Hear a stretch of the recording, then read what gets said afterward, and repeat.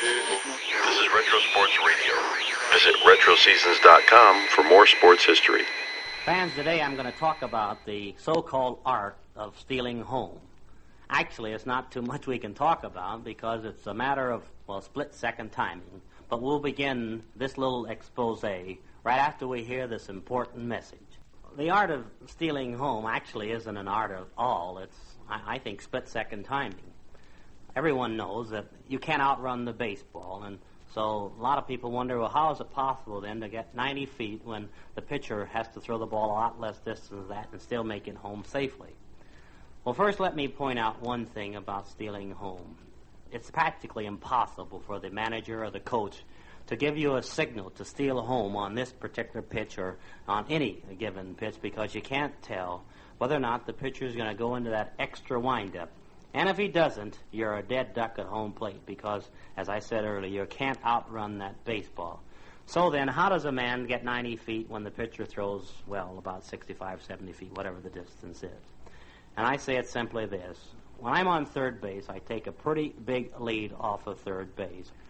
When the pitcher goes into his windup, I move up as far as I possibly can. And if he takes an extra windup, that is when and only when you can determine whether you can get home or not. Now let's take this into consideration.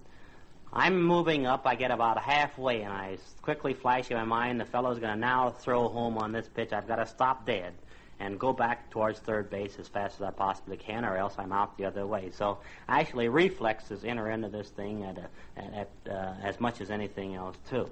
I think it's kind of silly, as I did in the World Series, to attempt to steal home when you're 2 runs behind or if you're 2 or 3 runs out in front. Sometimes you do it for, tactical reasons. I attempted to steal home when we were 2 runs behind because we had been a team that was playing strictly orthodox baseball. We had been beaten day in and day out. It was my idea that perhaps if we did something unorthodox, it might spur the ball club up. So with 2 runs behind in the 8th inning, I stole home. Many people were critical of me, but they didn't realize that there was more to it than just the attempt of stealing home. Well, this is all there is, in my opinion, in the stealing of home. Knowing yourself, knowing baseball, knowing the fellow that's pitching on the mound. If you make it, you're lucky. I was lucky some 20 times during my baseball career, and I think very frankly that this is one of the most thrilling plays in the game of baseball. I don't know whether I helped you or not, but that's the way I did it. And that just about does it for now, fans. See you soon.